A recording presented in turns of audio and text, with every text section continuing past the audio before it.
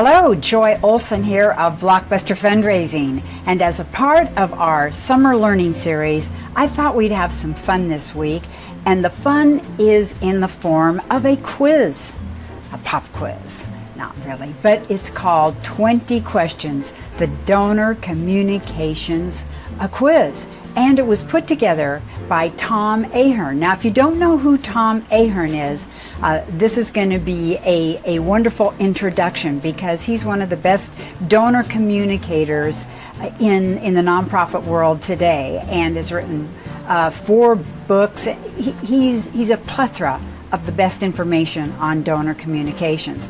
So I thought that you'd have a lot of fun with this quiz like I did last year, and he says that he created this fun for fundraisers, their bosses, their boards, and especially for newbies to the nonprofit world.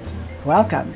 And the reason is this information helps promote a quick, common understanding of profitable, proven best practices in appeals, newsletters, and thanks, both printed and digital. So let's have some fun. Let's look at these 20 questions and maybe the answers will surprise you, okay? Are you ready for question number 1? How old is the typical donor? I'll tell you the answer. The answer is 75 years of age. Okay, now listen to these assumptions and notes that prove all this. A young donor in the U.S. is 60 years old. Now, Jeff Brooks said this, and he writes direct mail for all sorts of national charities, and he's one of the most successful and well-informed people working in fundraising today. And he works for True Sense, and it's a major league fundraising mail house, and it sits on a mountain of data. So, Jeff says, and he says this through a pie chart showing the ages of the average American donors as investigated by True Sense.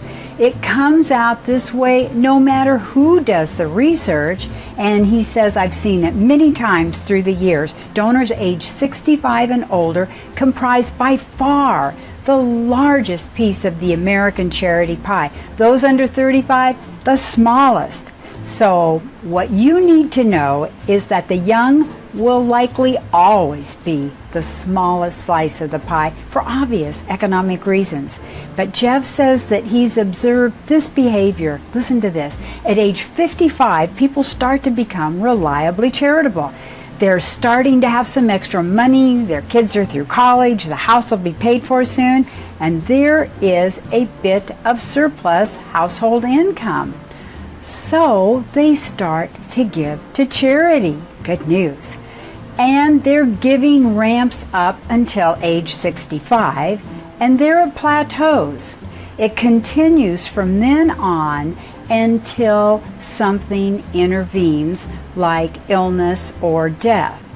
You need to know that these donors, the average American donor, is 75 years old. And that is really kind of shocking to a lot of people. So take that into consideration because, in fact, you're mostly speaking to older folks.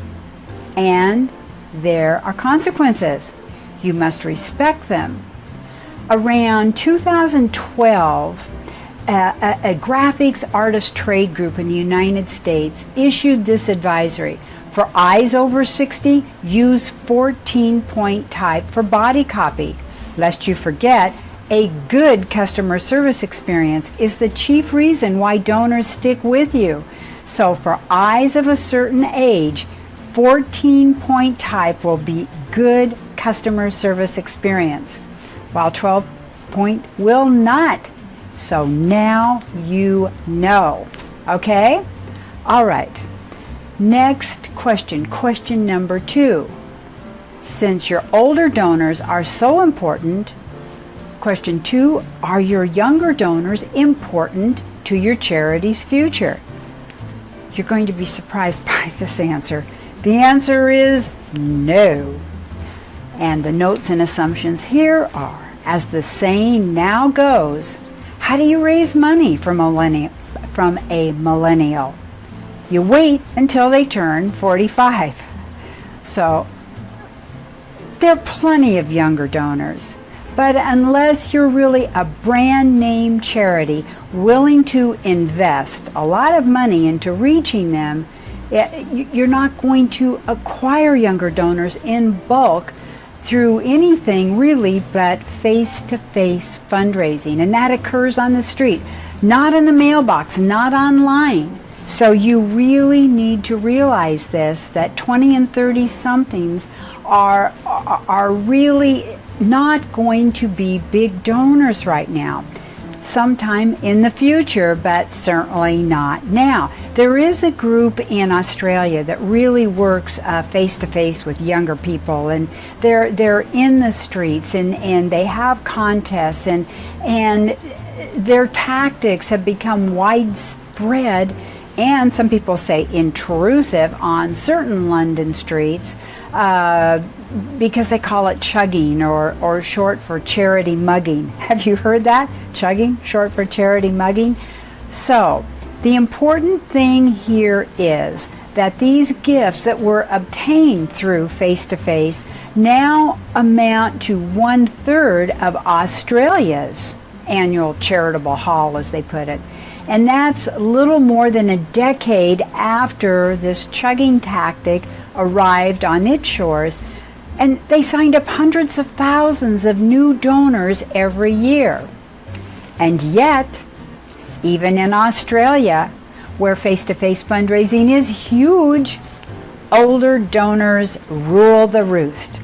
So after crunching the numbers, Sean Trinner, a co-founder of Pareto, that company's largest direct mail and phone fundraising agency, concluded simply older donors are better. Why? They tend to stick around longer and hence give more in total. The younger groups will not stay with you in good numbers, Jeff Brooks noted, even if you can find them.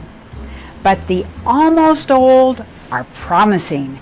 They give higher average gifts than 65-year-olds plus, and once they're aboard, they can stay with you for many years. So this is the group that can turn around your fortunes and drive you to a brighter future. The next big giving generation will be the baby boomers, and we know this. They're born from 1946 through 1964. In 2017, the oldest are now 71, and the youngest are, I think, 53. So they tell us that as fundraisers, we won't see the last of them until 2064 or so. And it's as Tom Ahern put it, a rich river to fish in. Together, baby boomers control over 80% of the personal financial assets in the United States. Now that comes from a well-sourced Wikipedia article. Wow. Well, maybe get in one more question on our quiz today about the 20 questions of donor communications. How long will an average donor give to a charity? What do you think? I'm going to tell you. 6 years. They're really a gift. That's why retention is so important. That's why donor love is so important. They're not there forever. The only reason they stay forever is because you make it so comfortable and compelling and let them know how much good they're doing. So, why is this? What are the notes and assumptions about why donors only stick around for 6 years? Well, Tom Ahern said, I asked my global family of top experts this purposely simplistic question. How long do you think the average donor gives to the same charity? 5 years? 10 years? 25 years? Off the top of your head. He asked that question to them. He said, I learned one thing right away. Don't overestimate the stickiness of new donors. Don't overestimate them sticking around. Over half of first-time donors give just once. just once. And many respondents pointed this out. Very few donors stay longer than a few years, precisely 4 to 6 years in the UK, according to Dr. Adrian Sargent's research, and that's based on an analysis, folks, of 5 million records.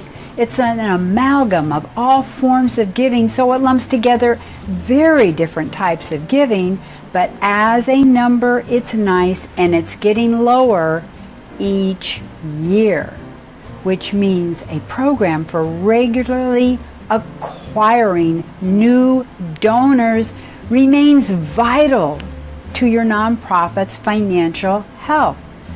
That's why we do acquisition.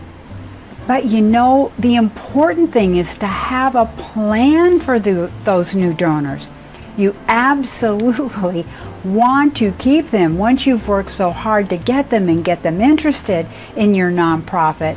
Certainly work harder to keep those new donors. Well, I think that you're going to love this 20 questions regarding donor communications by Tom Ahern, and I will put a link to it because it's really fun to take these questions and then the 20 questions first, see what you think. It's a multiple choice, and then go and find out what the actual answers are, because it's just really important. And you know, as far as these new donors, they say that the best maybe 5% will stick with you forever. But the problem is that the other 70% of the people who only ever intended to give once, they really drag your average down.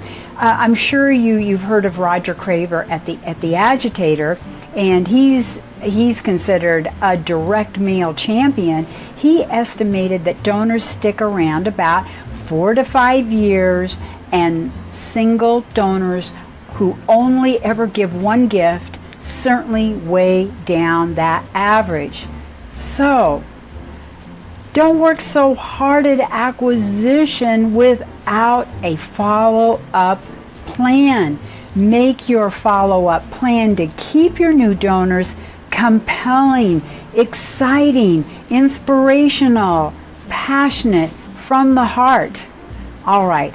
Well, tomorrow we will dive in further to the 20 questions. I hope you're enjoying this. I think that there is so much good information that will inspire your fundraising to bigger and better and higher goals. And I'm enjoying this. I hope you are too. This is a part of our summer learning series at BlockBuster Fundraising. It's getting warm, and it's harder to stay motivated right now. So have some fun, take the quiz, and let's get inspired to make 2017 our best year ever. This is Joy Olson of BlockBuster Fundraising saying check out the rest of our summer learning series and all of our other free fundraising tips on our YouTube channel. You can find us at blockbusterfundraising.com, joyolsongroup.com, and hope to see you tomorrow, where we'll start with question number 4. What percentage of U.S. charitable income is now raised online? Answer coming up tomorrow. Bye-bye, and thanks so much.